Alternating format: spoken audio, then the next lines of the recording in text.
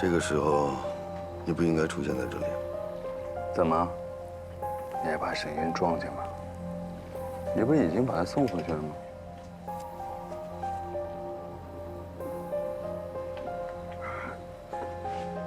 看来伤得不轻，下手还真狠啊！对不起了。不过也怪你自作主张。你道歉我接受。如果不是我们事先商量好的，我还真以为你就爱上沈烟了。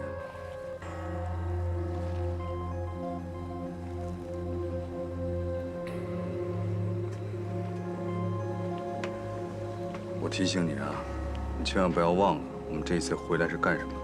我没忘，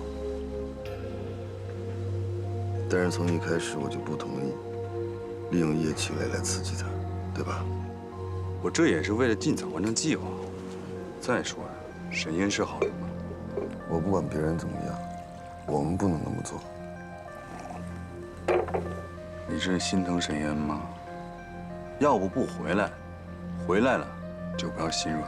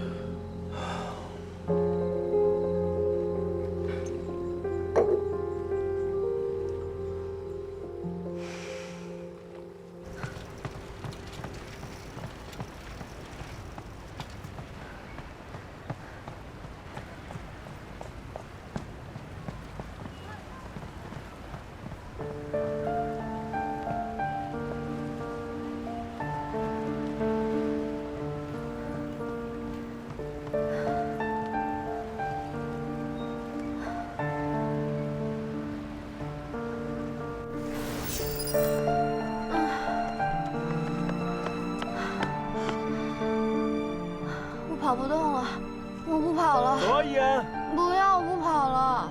坚持一会儿，你可以的。我不跑了。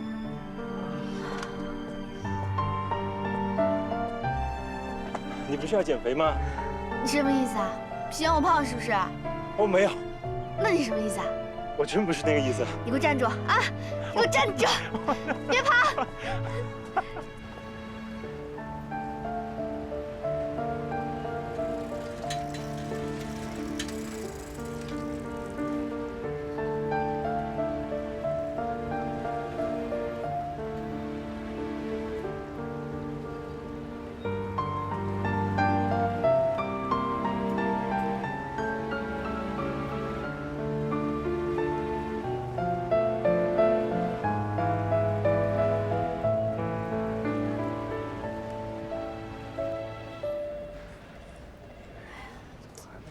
几点了？这是，怎么回事？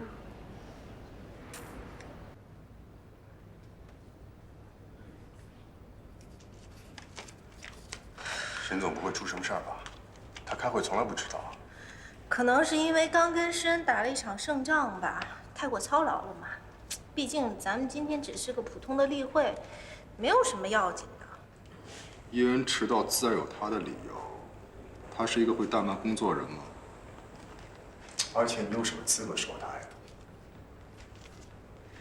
就算有再大的理由，这么多人等着呢，也总应该先通知一下吧。但你们别忘了，他是你们的老板。抱歉来迟了。开始会议。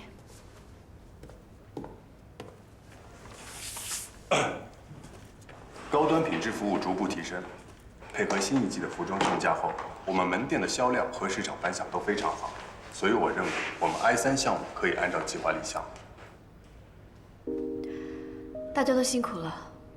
我今天有个提议，最近有一部电影叫《时尚没有圈》，即将要开拍，我希望我们 Alice 能够参投。这部电影的制片人安景辉是块电影招牌，他的作品基本上都是拍一部火一部。现在对方有意向跟我们合作，如果这次的合作能够达成的话，我们不但可以盈利，而且有利于 Alice 的品牌推广。据说《时尚没有圈》这部电影会去法国进行拍摄，这对我们 Alice 在法国巩固根基有很大的帮助。综合考虑，这是一个非常好的选择。投资电影啊，这项目还不错。以目前公司的资金情况，确实可以投资时尚没有圈这个项目。我反对。据我所知，这部戏的投资大概在1.5个亿美金左右。就算咱们只参投10%，那也要拿出将近1个亿的人民币。而且隔行如隔山，毕竟在电影投资方面，咱们属于门外汉，这个风险实在是太大了，咱们未必操作得了。那也要看谁操作了。您的意思是要由您来操作了？我只是觉得这是一个很好投资机会，具体谁来负责，还是由沈总来决定。我们每年花在宣传的费用大概在2000万左右，形式都大同小异。而且这些年来，我们一直都不断地超越其他的品牌，这是因为我们一直都敢于创新。最重要的一点，像《时尚没有圈》这种电影，并不是你有钱就可以投的。如果从咱们的宣传费里拿出一部分资金来作为赞助呢，是没有什么问题的。但是这个投资电影真的是要谨慎，而且安景辉是票房的保证，那不代表这部戏就一定会赚钱呢。电影的周期长，回款慢，万一咱们的资金链上出现了问题，到时候怎么办呢？你这个想法也太保守了。什么投资没有风险？现在电视剧和电影的广告植入已经是潮流，诗恩的孙彼得也在抢这个机会，无利可图的事情他是不会做的，你明白吗？我不觉得我的想法保守，反而是沈总的这个提议。你怎么了？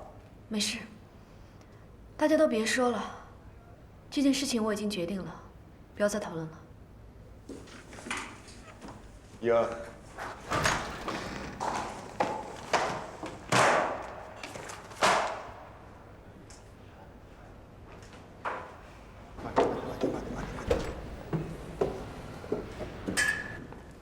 先坐下。怎么了？我送你去医院。不用了，我休息一会儿就好了。人是病发了吗？现在几点了11点20。怎么了？你还有安排啊？我约了安景辉。快坐下，不管什么安排，都先推掉，好吗？你帮我拿下包，我得去洗个脸，马上就要出发了。你这样怎么去谈事情啊？先把这个推掉，等你好了再去，好吗？不能推，这个投资我必须要拿到。这个投资我一定要拿到，不能推。怎么样了？行，别躺下来。今天哪都别去了，先回家休息。这样吧，饭局让邵元志去，他是公司副总裁，也能代表公司谈事情。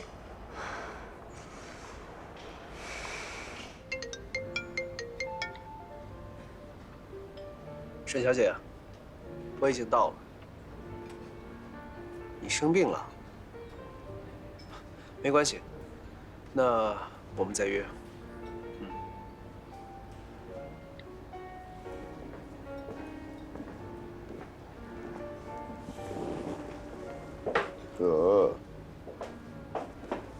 陆准，这么巧啊？你怎么来了？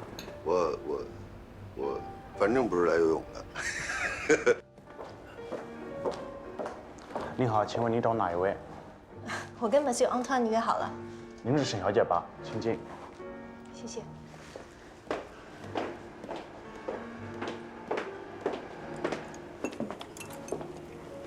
陆总。这位就是安景辉先生吧？您好，我是 Alice 的副总裁，我姓邵，邵言之。你好。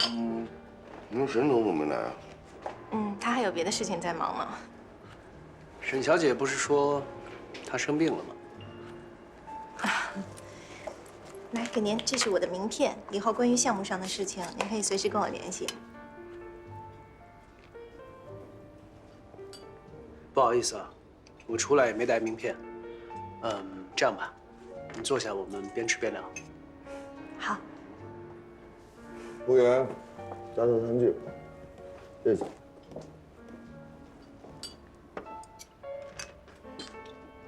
刚才聊到哪儿啊？刚才我说，这个可真比那法餐好吃多了。要我说，你就是想家了。你不也一样？Lazy 在法国发展的好好的，你干嘛突然回来？安先生这次筹拍《时尚没有圈》，是不是也是想把中国的文化推向世界呀？你还别说，在国外的时间越久啊，就越想家。现在但凡看见跟中国沾边的东西，都觉得亲切。我跟你还真不一样，我总不能把这好衣服都给他外国人穿吧，我得把好东西留给自己家里人。哎，你这么说，我拍那电影都是给外国人看的。其实电影嘛，只要有人掏钱买票，有口碑有票房，那就是成功呀。所以你这次拍这个什么时尚有没有圈儿，是专门给咱中国人看的？我就想把咱们中国的文化、中国的故事拍给咱们中国人自己看。老祖宗留了那么多好东西，咱不能丢了呀。你这也算是落叶归根了。来，为你那个时尚有没有圈儿？哎 ，Cheers。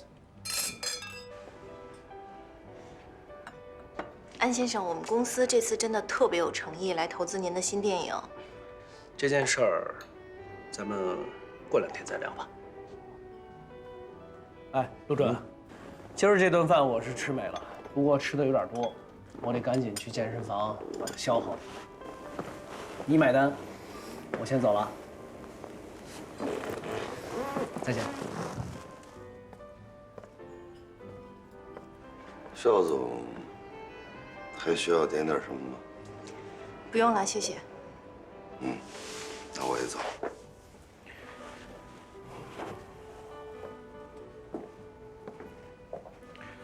谢谢。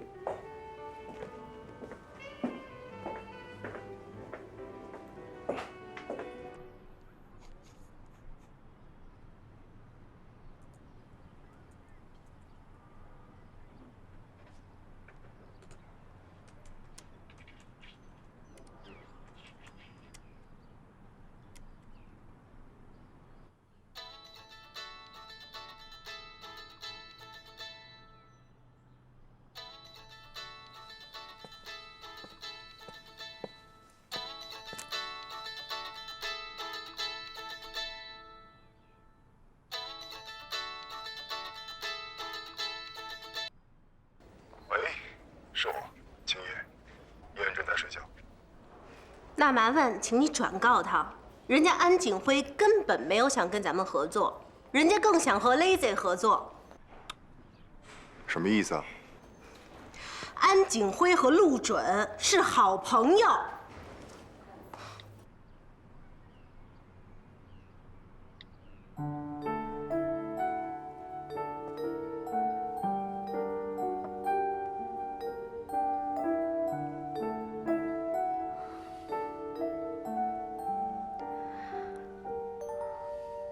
你醒了？哎，别急他们。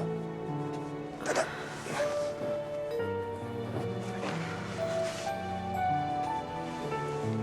怎么样？好点了吗？好多了。我睡了多久？没多久，要不再睡一会儿？不睡了。我电话呢？邵远之跟安景辉那边有消息吗？你就别想这些事儿了。你饿不饿？我不饿，把电话给我。你说家里除了点水什么都没有，要不我帮你点个粥吧？把电话给我。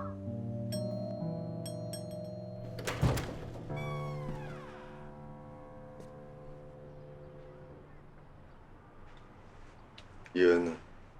在休息。我听说他病了，他怎么样了？那消息倒是蛮灵通的嘛。谁告诉你的？安景辉？我不是来跟你吵架的。他在哪？别在这里假惺惺的了，这里不欢迎你。来了就进来坐吧。叶恩，不在房里休息，跑出来干嘛呢？来，快坐下。秦爷，你去帮我倒杯水吧。好，行。舒服吗？有去看过医生吗？走，我们去。有我在呢，就不麻烦您路走。烟，要喝点水。烟，少说话，多休息啊。你找我有事吗？没有，只是来看看你。我没事了，谢谢。烟，赶紧上床休息，好吗？那你好好休息。如果有什么需要帮忙的话，反正我就在隔壁。烟不需要任何人帮助，你就别操心了。我走了。嗯。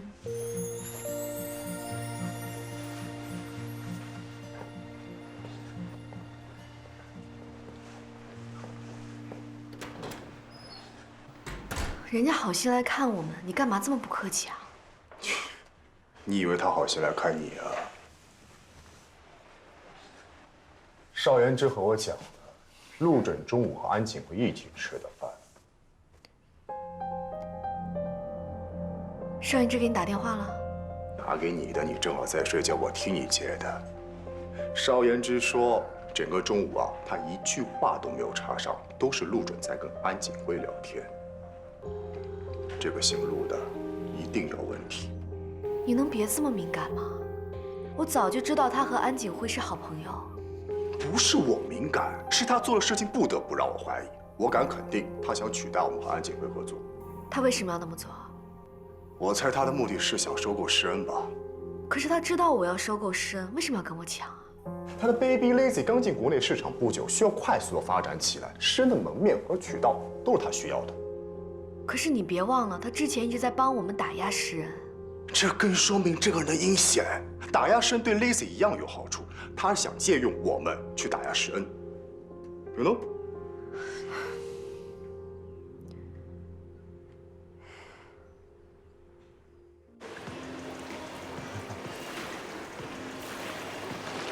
哎，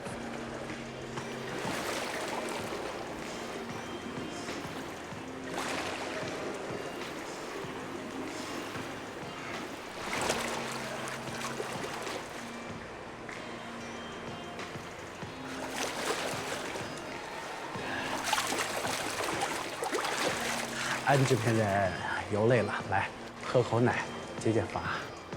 怎么是你啊？你这消息够灵通的，竟然在这儿找到我。哎，我知道您这刚回国也忙，没时间见我，我就自己找上门来。孙总，你的来意我很清楚，咱们都别浪费时间。我实话跟你说，电影投资的事情我已经有有意向的合作方了，所以真的不好意思。安总，你再考虑考虑啊！我真的很有诚意的，而且我们施恩也是国内数一数二的大品牌，对吧？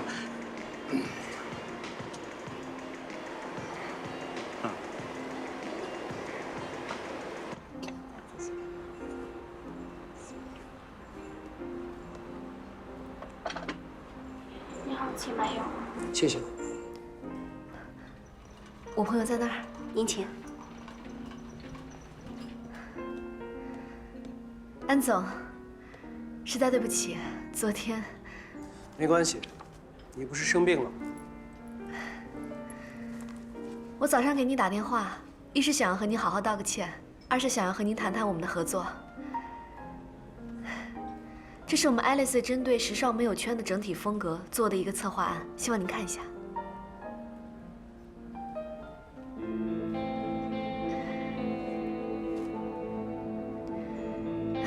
我们这次还特意研发了 Alice First 系列，由国际知名的设计师设计，也会采用欧洲精选的面料，完美的融合了。沈小姐，这次我的新电影之所以首选国内的服装公司来合作，是因为我非常看重中国服装近期在整个国际舞台的一个影响力。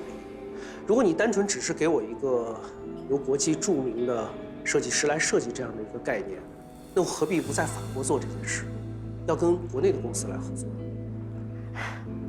我明白你的意思。我们 Alice 的首席设计师是秦野，先前的巴黎时装周上他设计金童，我听说过的。可是前段时间，他不是涉嫌抄袭？那件事情我知道，已经澄清了，而且那只是一个误会。沈小姐，跟你实话实说吧，Lazy 的新人设计师扶植方案进行得非常顺利，而且前景也很好。他们的整体的设计理念跟《时尚没有圈》这个电影是高度契合的，而且有一点我非常看重，就是他们整个团队都是由国内的青年设计师组成。可是我清楚地记得，您当初的首选不是我们吗？那个时候我刚刚回国，对 Lazy 在国内的发展情况不太了解。现在陆准他改变了我的看法，我更倾向于跟 Lazy 合作。行吧，不过我还是希望您能再仔细看看我们的策划案。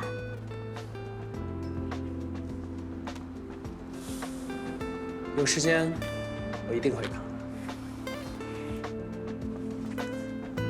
适配。好。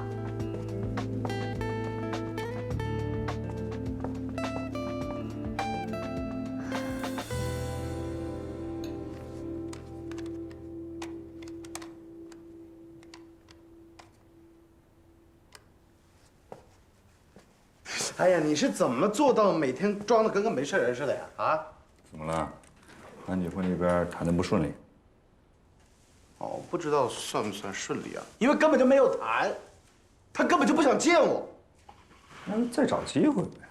那再找机会，你说的容易，你根本就没看见他看见我那种感觉，他简直就把我当透明的，把我当不存在的，哼。人家见的都是大明星，要不就是富豪，有点架子呀，很正常。有多大的架子都无所谓，只要他肯让我赚钱。但现在问题是，人家明摆着了告诉你，就是我不想让你参与我电影的投资啊。我估计十有八九是给 Elsie 了。哎，我怎么听说陆准最近跟安检会走得很近呢？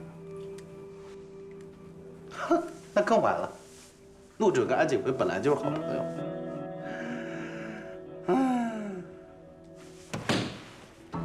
你给我想办法。你动脑子，你想办法啊！我请你过来，我花这么多钱请你过来，我就是让你给我赚钱的。现在什么情况啊？5000万没有了，每天全国门店的销售一天超过一天。我跟你说，照这种势头发展下去，你工资我开不出来了。你放心，只要他们一天没签合同，我们还有机会。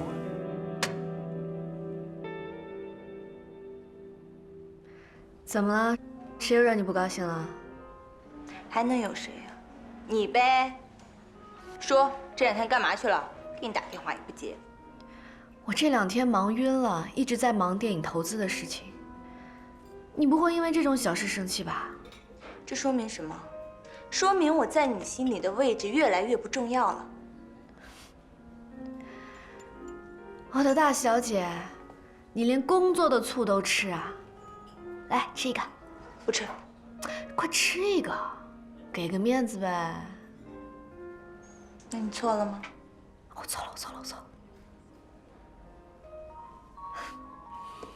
不生气了啊。你刚刚说的那个投资是安检会的电影《时尚没有圈》吧？别提了，本来是要跟安检会吃饭的，结果我没去。原本他首选是跟 Alice 合作，现在突然陆准又跑出来，又多了个选择。他现在开始考虑 Lazy 了。陆准，你们2个不是好朋友吗？谁跟你说的好朋友？普通朋友。哦。你们2个的关系啊，可真多变。一会儿呢是工作合作伙伴，一会儿呢又是商业盟友，一会儿呢又是邻居，一会儿呢又是竞争对手。最重要的一点，绯闻男友。你说什么呢？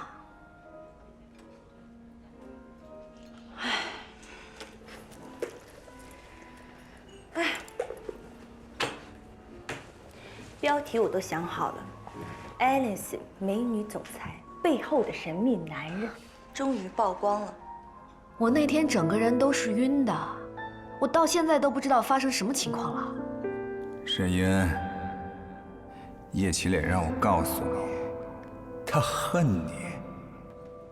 我听完这句话，你真的不知道我整个人都是崩溃的，所以才有了这张照片。默许的话你还真信啊？我现在不知道我该相信谁。齐磊他可能恨我吗？但默许为什么要这么说？我不明白了，他为什么总是三番五次拿齐磊的事情伤害我？他一定跟齐磊有关系。我得提醒你，默许的话不能全信呢。哎呀，你别想了，像默许这种人啊，多想1秒钟都是浪费时间。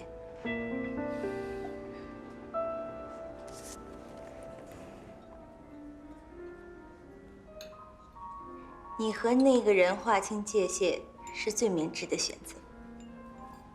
谁啊？陆准呢？他这个人你肯定驾驭不了的，靠近了只会受伤。交给我，我不怕受伤。你说什么呢？我跟你说，我那天去他办公室，发现了一个细节。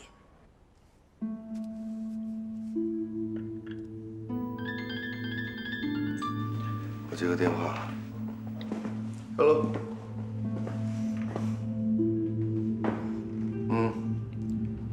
我这还有点工作要忙。通常手机铃声只响一下，是为了提醒自己，而不想让别人发现。所以呢，这说明了什么？说明了很大的问题呀，说明这个人一定有很多秘密。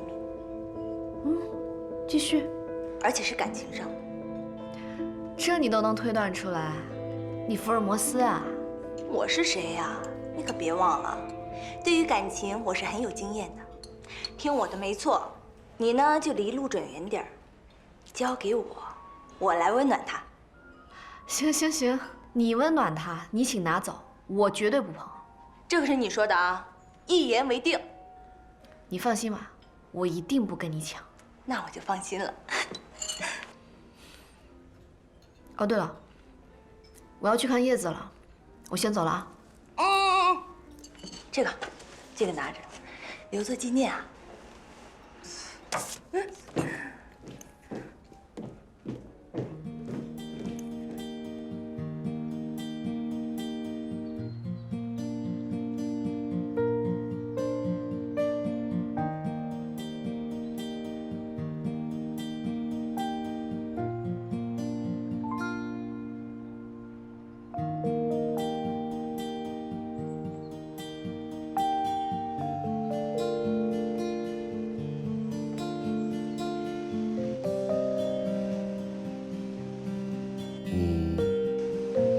叶子，不要在外面待太久了，天气太热了，容易中暑。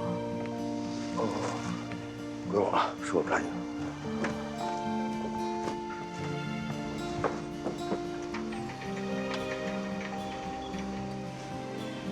叶子啊，小心！来，我帮你坐一坐啊。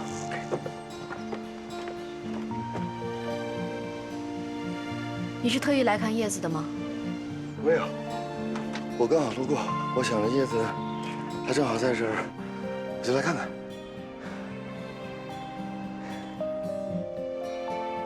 我们找地方聊聊。好。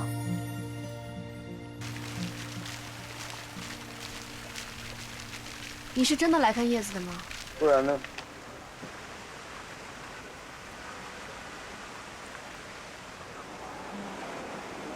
我会对一个孩子有什么企图吗？你这个想法不好。我只是路过，顺便去看看他，难道这样也不可以吗？时尚没有圈原本的首选是我们 Alice。那天我生病没有去见安景辉，你却去了。你要表达什么？晚宴那天是你主动把安景辉介绍给我的，你明知道安景辉对我们公司感兴趣，也知道我很想抓住这次机会，你却背地里说服安景辉和你合作。也许秦野一直都是对的，你和我的接触始终都带着目的。我以为我们是朋友，我可以信任你。我以为你已经是成年人了，该有自己的判断。正因为我们是朋友，当我得知安景辉有兴趣要跟 Alice 合作的时候，是我主动把你推荐给了他，对吗？没错。但同时，我也是 Lazy 的 CEO， 任何有利于公司发展的机会，我都不会放过。我好像从来没有说过我对时尚没有圈儿不感兴趣吧？还有啊，如果我真的像你说的那么肮脏的话，在背地里下手，我为什么要选择你和安景辉见面的时候我去找他？我就是想当着安景辉的面告诉你，我要和你公平竞争。可是不巧的是，您生病没有去赴约呀。再有，你们公司那个邵副总，真的是太有趣了，一见安景辉的面就把他给得罪了。哦，他做了什么？你猜啊？我猜不到。安景辉好像明明知道你是因为生病不能去见他，可他却跟安景辉说你是因为有事不能去见他。如果你是他的话，你会怎么想呢？那安景辉一定会对 Alice 对你这个 CEO 有看法呀。难怪他今天对我的态度那么冷。他一定是以为我昨天是故意爽约怠慢他。要是我也会这么做。还有件事情，我想我要和你说清楚。我会收购舍恩，这也是为什么我要投资时尚没有圈的原因，因为我要让 Lazy 变得壮大。你明知道我为什么要收购时恩？我知道，我说过，我们既是朋友，但我也同时是 Lazy 的 CEO。收购舍恩对 Lazy 有好处，这是正常的商业运作。所以说你一定要跟我抢。这不是抢啊，资源就那么多，你在乎的只是风铃草而已。我承诺你，如果我成功的收购了舍恩，我会把风铃草无条件的送给你。什么叫送给我？风铃草不是拿来交换的工具，我一定要亲手拿回。好样的。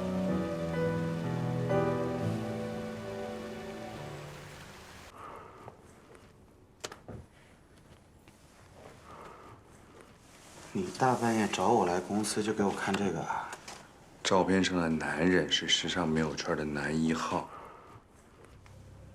但旁边的女人并不是他妻子。所以呢？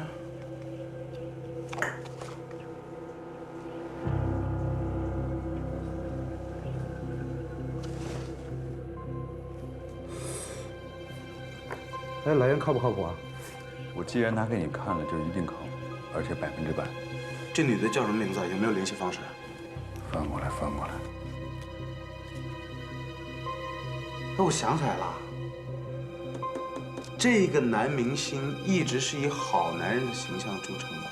这些照片如果爆出来，时尚没有圈男1号估计要换人了。不光时尚没有圈的男1号要换人，连安锦辉的摇钱树也倒了。但是安锦辉公司旗下的艺人也是顶梁柱，安锦辉在他身上砸了不少钱，所以他才有了今天。安锦辉不会轻易的让这些照片曝光。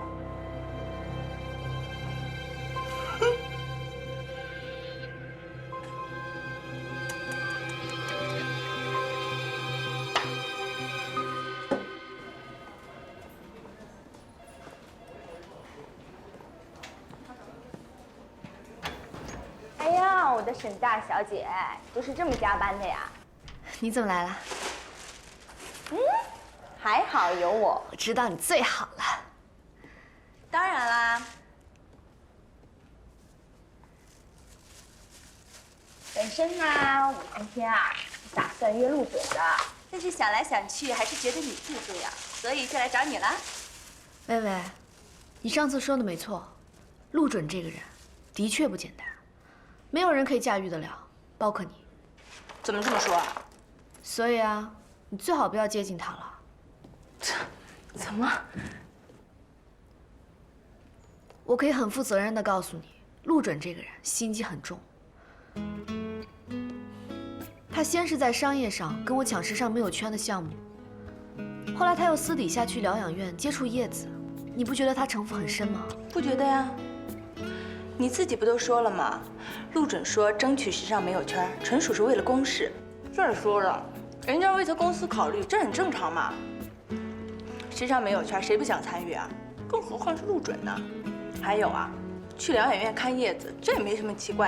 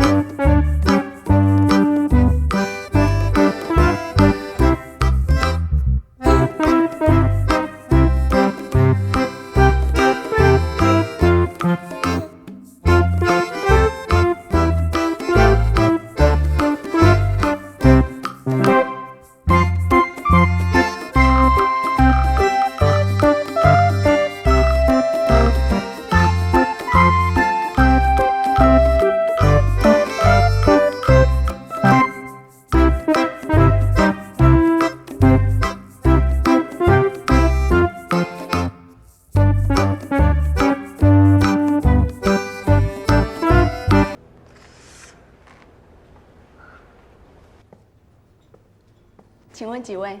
你好，我约了一位沈小姐在这儿见面。这边请。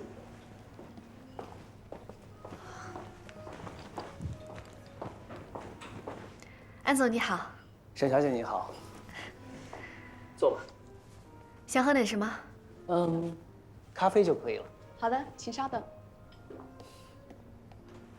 不好意思，我来晚了，让你久等了。是我来早了，感谢你又给了我一次机会。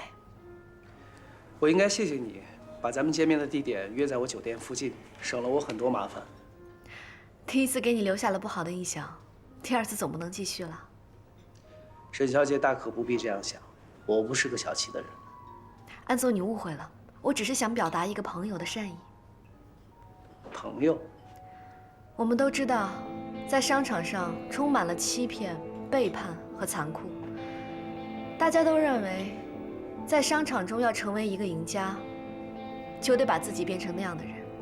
但是我想做的不一样。如果为了利益而失去了自己的良知和爱，那即使得到了再多的金钱，也没有任何的意义。我想请问沈小姐，你的生存法则是什么？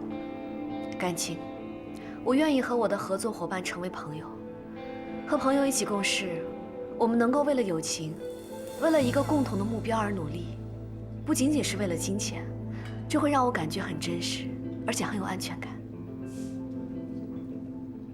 你的话，我不能够完全的认同，但是我得承认，你打动了我。相信，如果没有之前的误会，我们之间一定会有一种一见如故的感觉。欣赏您的咖啡，请慢用。你的计划书我看了，非常好。但是我得实话实说 ，Lazy 的设计方案跟时尚没有圈整体要表达的东西也非常契合，所以我有点犹豫。我并不排斥跟 Lazy 一起投资时尚没有圈 ，Alice 跟 Lazy 完全可以各占一半。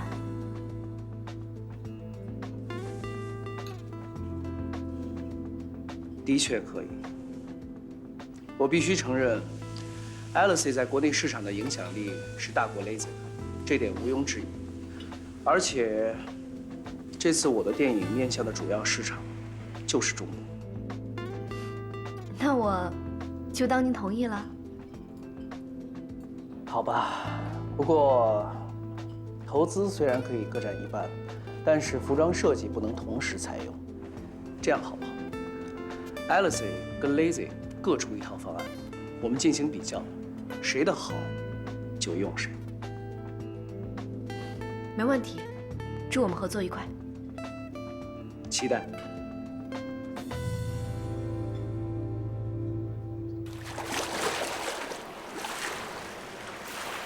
安总，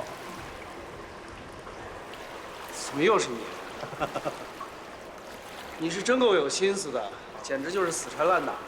哎，我们这种做小生意的，怎么跟安总您比啊？自己要不再上点心的话，哪有资格参与时尚没有圈电影的投资是吧？孙总，我上次已经跟你说的非常清楚，咱们不要再浪费时间。电影投资的事情我已经有了合作方，所以真的对不起。哦，那可惜了哈。哎呀，怎么就这么没有缘分呢？但是安总啊，如果我要是您的话呢，会先看了这个视频再决定的。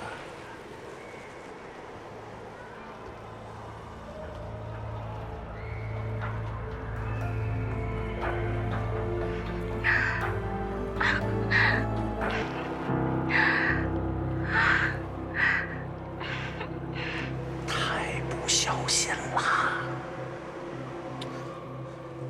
说实话，您不知道，哎，这个费了多大功夫从媒体手上截下来的。要不是看在朋友的份上，就这种演艺圈的破事儿，我根本就不想管。您说您这男一号，就因为这个火了，您这么多年的栽培，不就都全都白费了吗？怎么回事？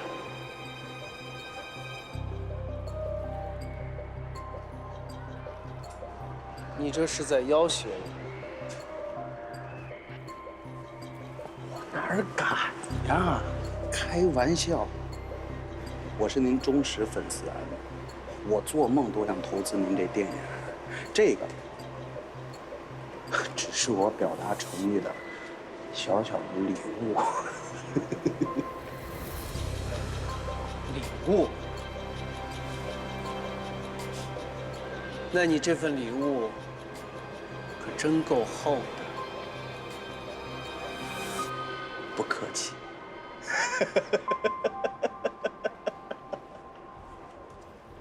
戴总，为什么我负责的I3项目资金突然终止了？你必须给我一个合理的解释。邵总别激动啊，公司目前的流动资金呢，照之前是有所好转，但是目前账目上的资金还不足以同时支撑I3和时尚美有圈。那所以就停掉我的I3吗？是我决定的。时尚美有圈是 Alice 今年最重要的项目，所以一定要保证资金充足，其他的任何项目都要为它让路。再说了 ，Alice 和 Lazy 在做竞争，这次的成败有多关键，应该不用我再提醒了吧？怕就怕大家空忙一场。邵副总，我再说一次，沈总这么做是为了公司整体利益和发展，同时应对施恩在市场上对我们的打击，你明白吗？钱总，我这才是为公司利益着想。现在所有的项目都在为电影让步，万一电影拿不下来呢？这个损失谁来付 ？Alice 参投时尚美有圈的发布会，明天中午会在希尔顿酒店召开。戴维，参投的资金准备充足了吗？都准备好了，随时可以过账。干什么呢？慌慌张张的跑进来，没看见在开会吗？邵总，我怎么了？沈总，刚收到时尚美有圈的剧组发来传真，说签约发布会延期了。怎么会这样？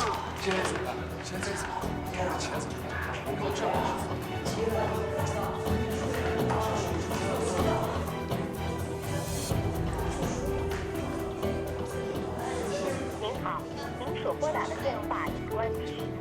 Sorry, the subscriber you dialed is.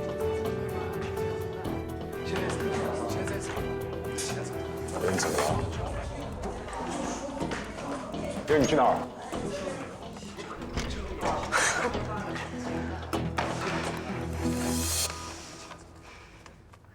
卢总，这些就是咱们的新锐设计师为电影《时尚没有圈》所量身定造的一些款式。他们是根据这部电影的内容还有主创们的气质来量身定做的。您看，如果没有什么问题的话，我就发给剧组了。你现在有空吗？那我先去忙了。坐这儿。要喝点什么？安景辉突然把签约时间推迟了，现在连电话也打不通。他做事情一向都很讲诚信的，这不像是他的行事风格。难道是出了什么事情吗？我现在要去找他的话，恐怕也问不出什么结果。我看这件事还需要你出面。好，我现在就去。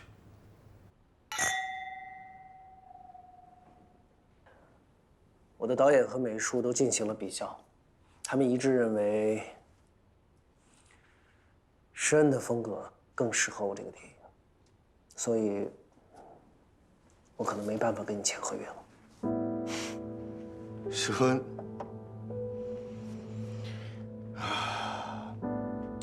景伟，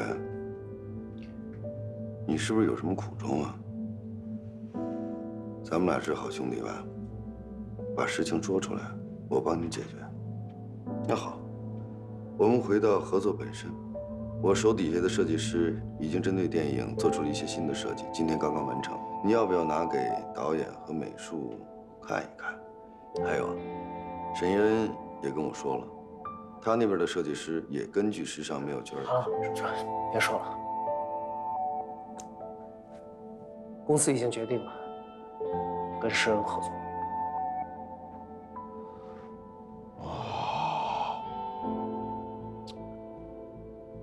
咱俩这么多年的兄弟啊，我得提醒你，施恩在这个行业里的口碑那是人尽皆知的。我想在这之前你也了解过，而且他们的资金实力也很一般。你花了那么多年的心血来做这样的一个作品，难道就跟施恩合作？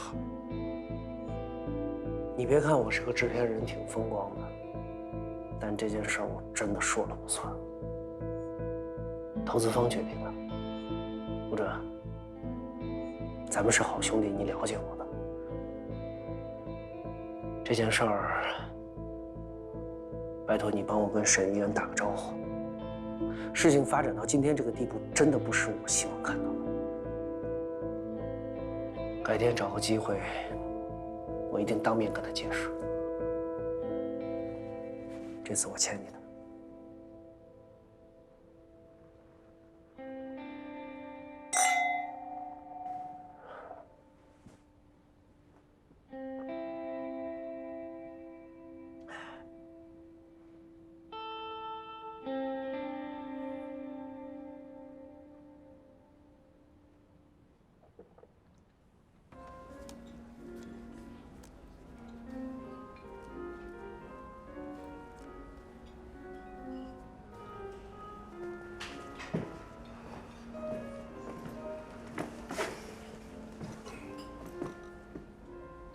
安景辉怎么说？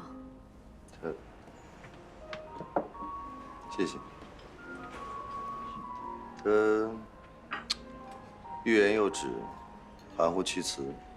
不过还好，总算是透露了一个消息。他不会是要跟施恩合作吧？是的。可以我对他的了解，他不是一个轻易改变主意的人。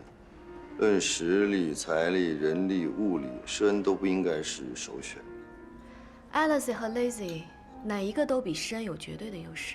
况且施恩的名声那么差，安景辉一定权衡过利与弊。可现实就是，安景辉已经决定跟孙彼得合作了。他一直推说是导演组和美术组的主意。导演组还可以理解，美术组我不太了解情况。我觉得这其中一定有隐情，虽然我不知道是什么，但是我敢肯定的是，这一定不是他的本意。既然你跟他是好朋友，为什么不问明白啊？就因为我们是好朋友，所以我才不能问。每一个人心中都有不能说的秘密，你、我都一样。如果他想说，他自然会告诉你。不过你放心，不管通过什么样的方式、什么样的方法，我一定会查到背后的真相。如果是要说查娱乐圈的这些八卦的话，有一个人比你更合适。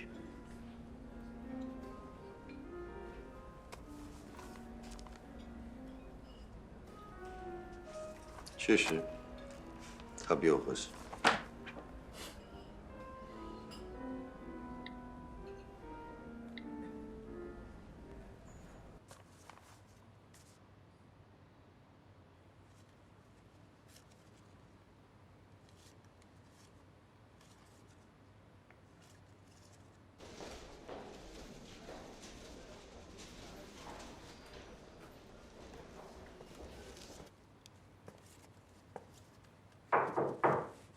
进。你找我？坐。这是时尚美友圈的所有演职人员，公开的、被压的，全在这儿了。哇，这也太厉害了吧！那当然了，要不然我们针锋上能在业界有这么高的位置啊？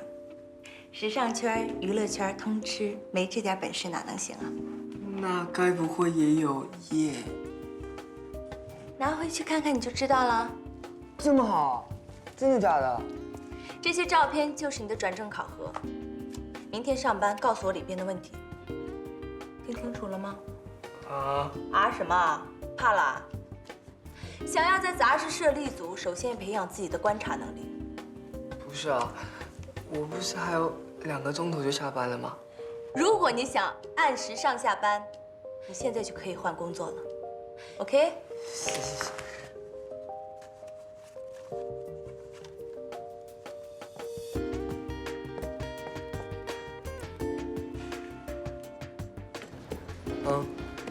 对，好。不过拜托，就一次，怎么样？查到了，兄弟请你吃大餐。拜托，就一个出行记录这么难查？啊？好啊，好，好，说定喽。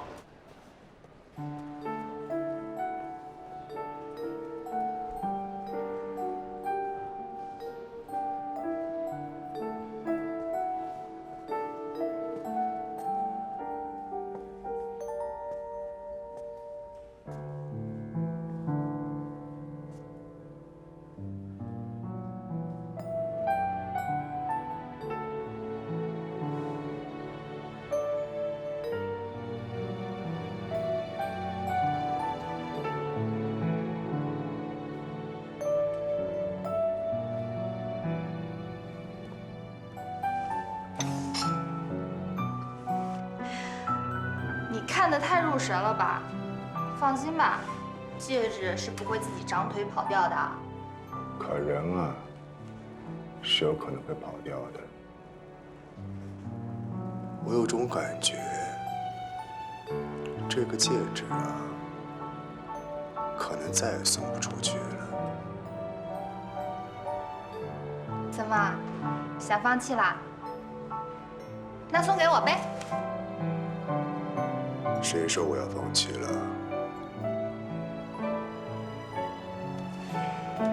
就知道你是这种反应，看把你吓的。最近，他跟陆准走得越来越近了。你会不会觉得？你就放心吧，以我对老大的了解呀，他是不可能对一个刚认识没几天的人就动心的。和陆准比起来，你还是很有优势的。真的吗？你就对自己这么点信心都没有吗？除了叶齐磊啊，我觉得你可以打败任何男人。任何人都没有办法和一个去世的人相比。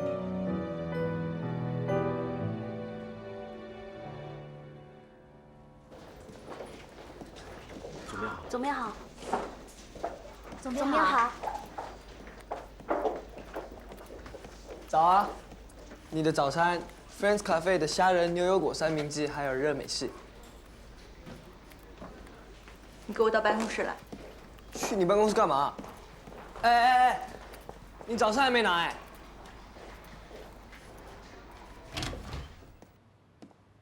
现在越来越厉害了啊！哎，我的话根本不放在心上了。我怎么就变坏了？我交代你的工作，你连做都没有做，还买早餐来贿赂我。什么啊！我买早餐给你是看你经常不吃早饭，很伤身体的。而且你交代的工作，我又不是碰都没有碰。你碰了什么了呀？我都看到了，这4摞照片摆在你桌子上，原封不动啊！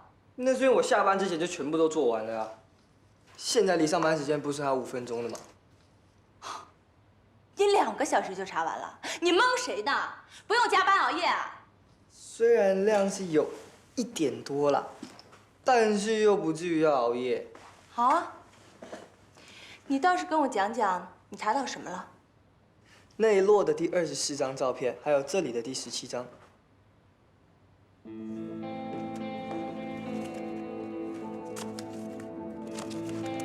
算了，我来吧。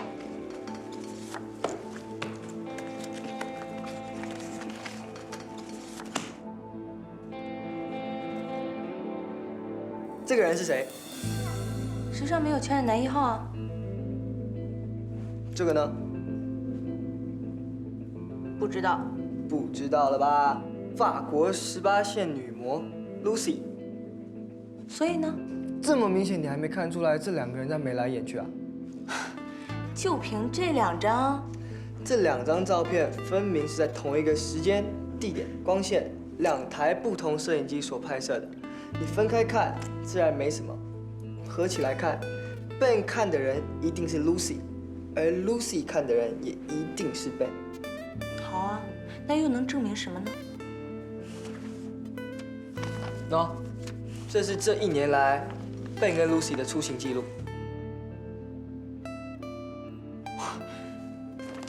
你连这个都能搞到啊？你记不记得昨天我快下班的时候一直在打电话？从你给我的这些资料，我拜托了几个朋友，这是他们整理出来给我的。这1年来 ，Ben 跟 Lucy 搭乘同一班航班的次数高达27次。你的意思是说，他们2个在搞地下钱 ？Bingo！ 准确的说是 Ben 在搞婚外情。Ben是安景辉砸了好多钱捧出来的艺人啊！如果有人拿这事儿威胁他，那他肯定会妥协的。没错，因为这个代价太大了。恭喜你，你试用期过了。就这么简单？那放心，工资会按正式员工给你。我不在意什么工资，我是说你还有没有什么事情要吩咐我去做的？暂时没有了。拜拜。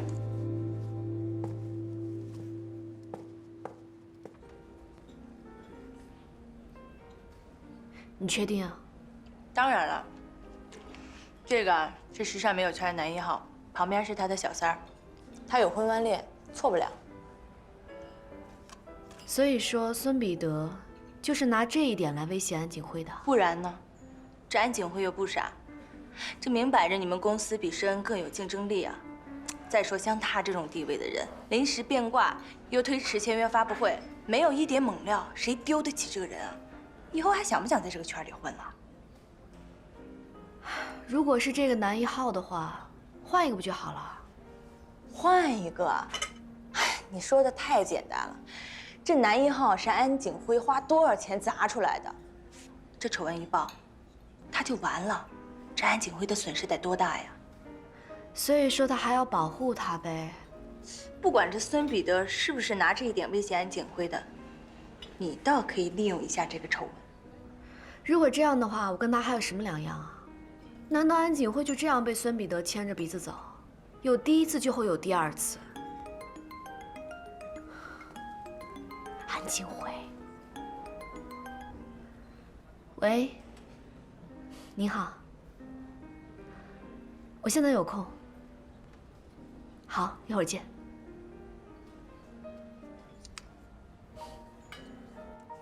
这料有点猛啊！你说这是不是就是孙彼得威胁安锦辉的把柄啊？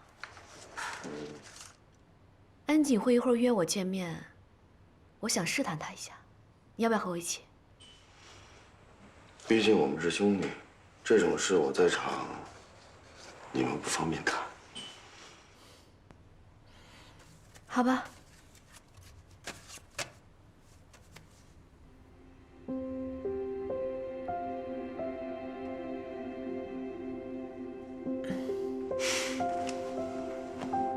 点错了。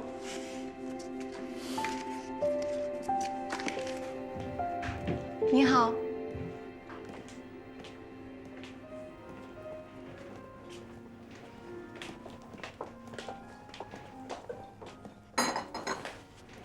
沈小姐，安总，请坐吧。咖啡。冰水，谢谢。好的，请稍等。我想，我欠你一句对不起。如果你是因为推迟发布会的事情跟我说对不起，我想这并不重要。但是，如果我说是因为我想放弃跟 Alice 的合作呢？那我接受，也表示理解。谢谢慢用。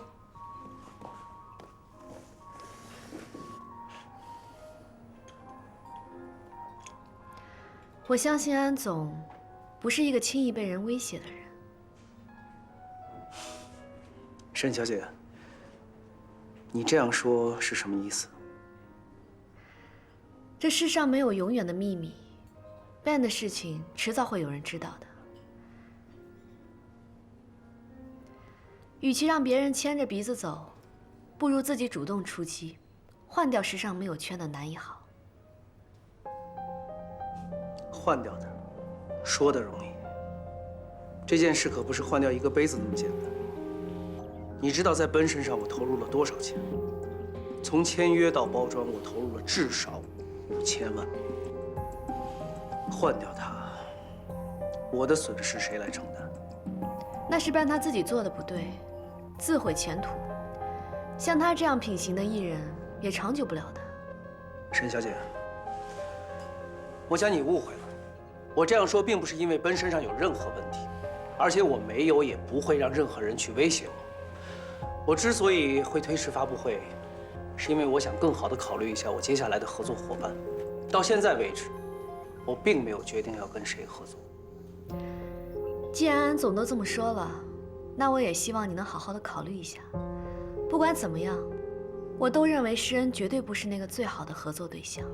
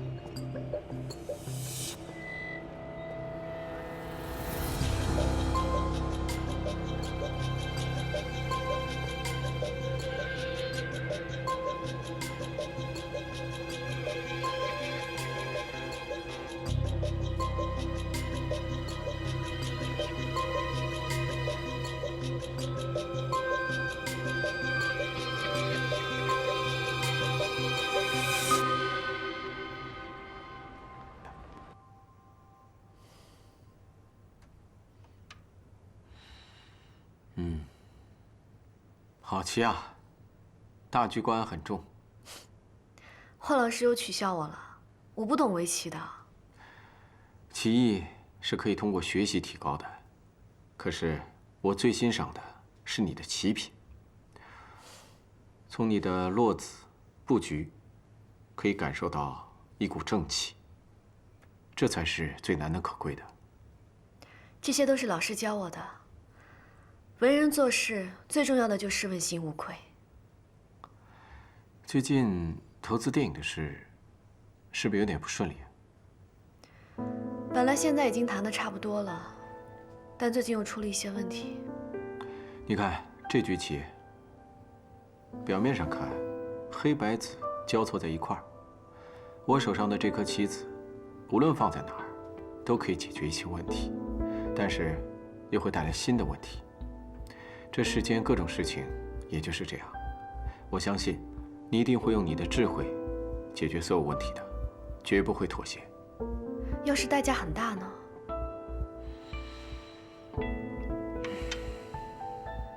您这是为了填自己一口气，不是丢了这几幕吗？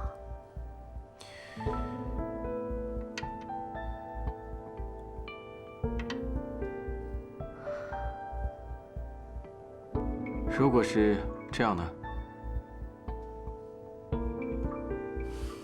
我懂了。弃子取势，所谓以退为进，大致就是这个道理。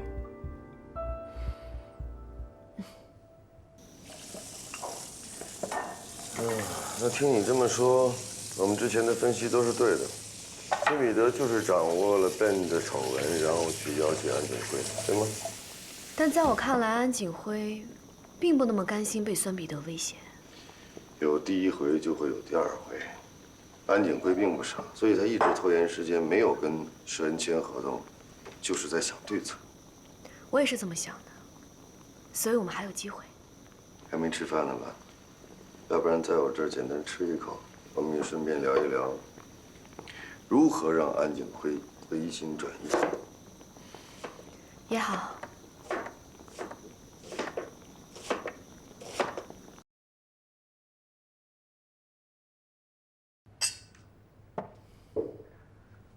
啊，我跟你努力了那么半天，没想到到最后，让孙彼得钻了个空子。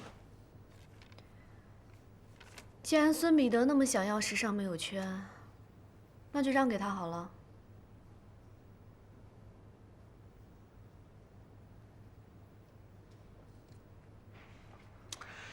之前施恩因为赔偿款的问题，出现了资金缺口。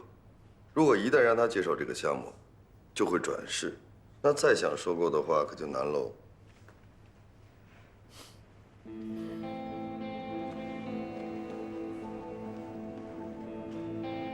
我怎么突然觉得你这个笑容似乎很有含义呢？我是不是错过了什么？你说的没错。按照现在的情况来看，我们确实处在一个不利的位置。不过，就像你说的，诗人的账面原本就不是很好看。棋谱上有一招叫做弃子取势，也就是说，放弃眼前的一些小的利益，为的就是赢取将来大的势头。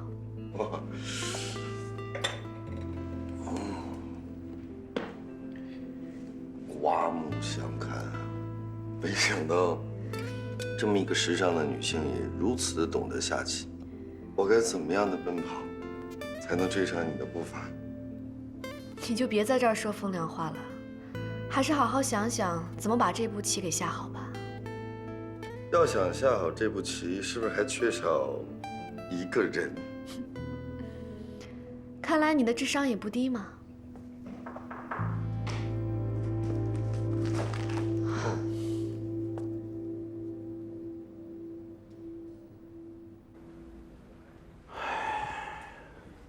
你说我什么人没见过？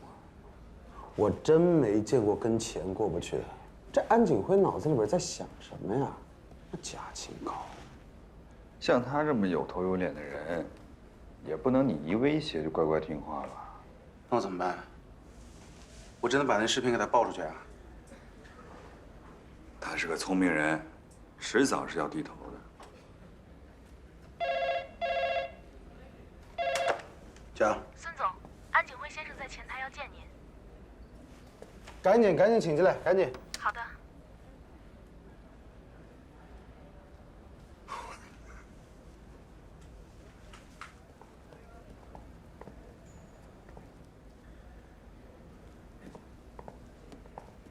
先等总，安先生来了。孙总，我们又见面了。你说我还去酒店找安大制片人，难怪找不到了，人家喜欢自己亲自上门拜访嘛，是不是？哎，请坐。我看坐就不必了。你一直说对我们《时尚没有圈》这个电影非常有兴趣，那如果你现在还想参投的话，这是合约，签了。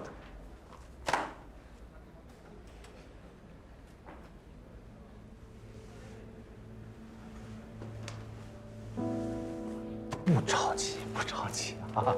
那个，这是我们公司的那个设计总监，莫雪。幸会，幸会，幸会。那我们电影的服装设计就全拜托您了。义不容辞。哎呀，安总真的是爽快人啊，合约都拟好带上来了。哈哈。虽然咱们刚开始并不是那么愉快，但现在既然是合作方，那就是一条船上。必须的，我特别喜欢跟安总您这么爽快的人合作。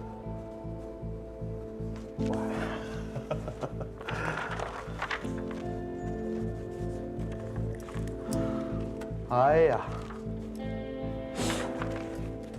我这算不算是冲出时尚圈了吧？你别忘了，时尚没有圈。这会开玩笑啊，安总，等《时尚没有圈》电影上映了，我组织全公司的人，每个人交一篇5万字的观后感。好了，孙总，既然合约已经签完了，那你答应过我的事情，千万别忘。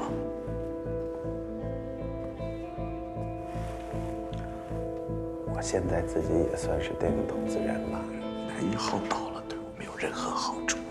放心啊，但愿如此。那好，我告辞了。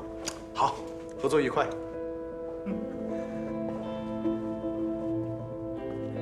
慢走哈。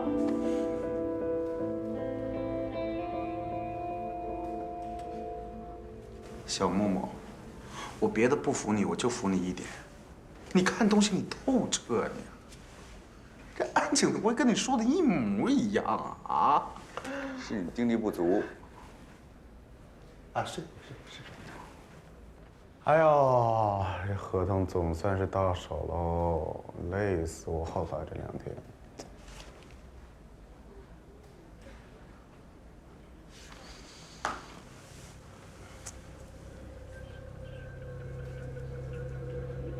合同都签了，怎么还愁起来了？合同是签了呀，但是一役之间啊，安景辉一共就给3天，公司的账上面现在不太好弄。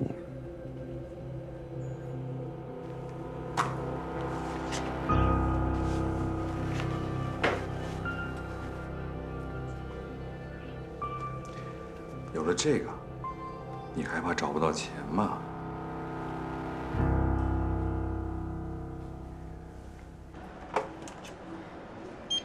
下一位，到你结账了。你有会员卡吗？没有。欢迎光临，请问有会员卡吗？没有。刚刚那个女孩一看就是本的粉丝，看杂志都看得入迷了，一看见那个人就心烦。这年头不喜欢本的人还真是少啊，我妈都是她粉丝。一共50，请问怎么支付？刷卡，谢谢。好。请输入密码。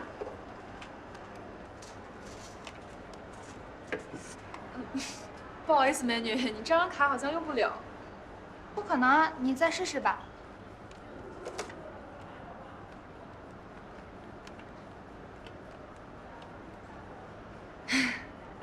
对不起，还是不行。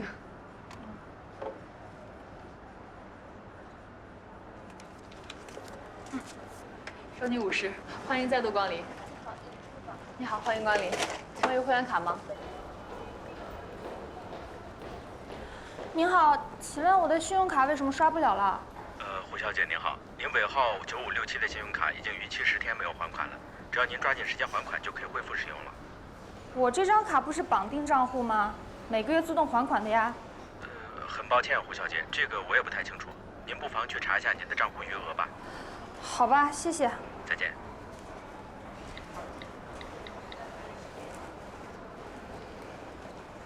妈，你干嘛呢？怎么这么久才接我电话？啊，闺女啊，我跟你说，我正忙着呢啊。你又在忙什么？我的卡。你们都专业一点。哦，女儿，不是，我正在搬家呢。挂机了，回头再说啊，再见。哎，你等等妈，我。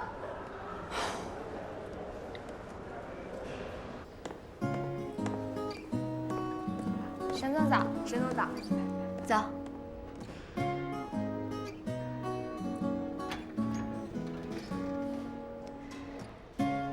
今天这么早上班啊？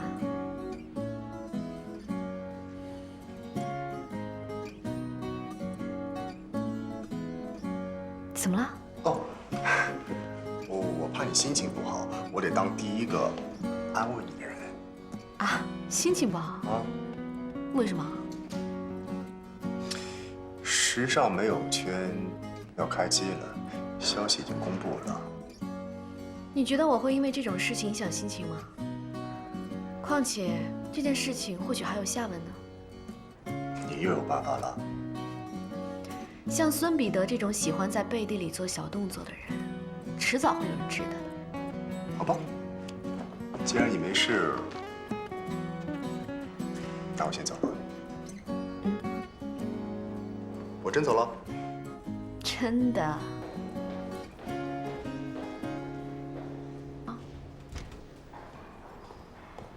邵总好。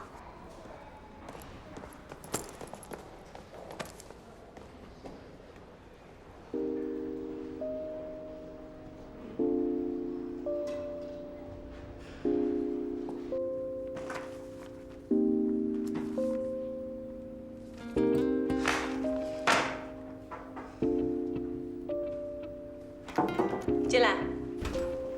赵总，I3重新启动，合批的项目预算书。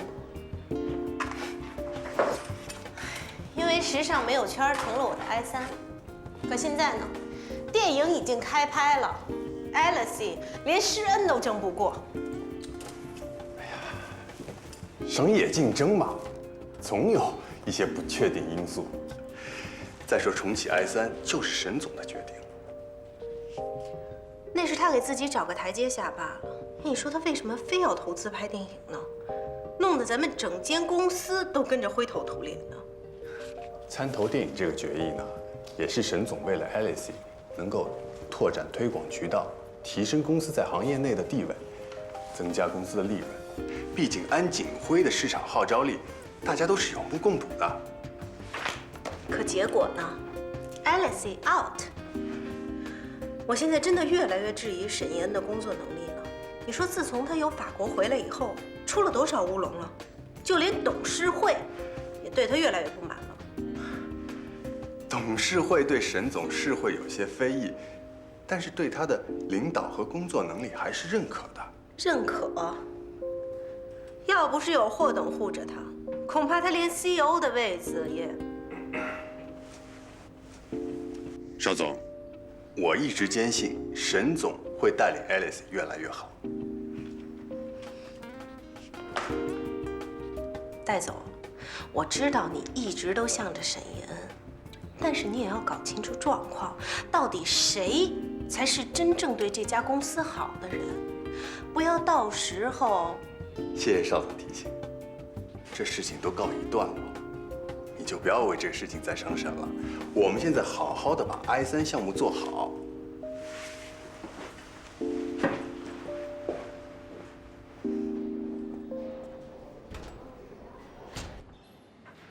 说吧，今天又是什么花样？法式香煎小羊排，搭配田园绿色蔬菜浓汤。你呀，天天一套一套的。这是一个优秀助理的职责。你很优秀，行了吧？那这顿晚饭可以换来一个提问的机会吗？说吧。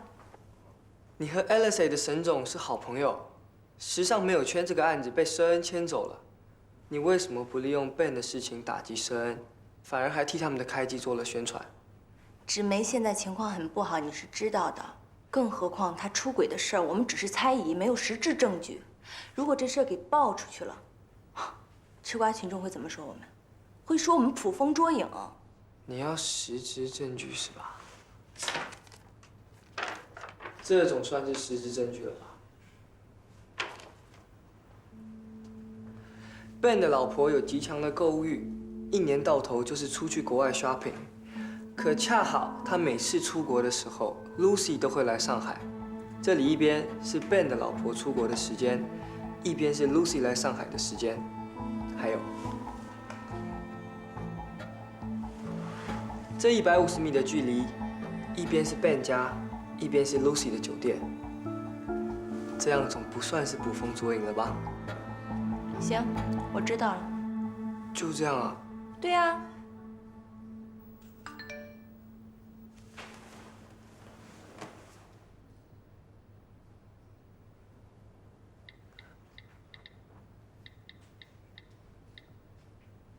喂，我跟你说了半天，你还是不打算曝光啊？你是老板还是我是老板？这些你都自己吃了吧，我要去约会了，拜。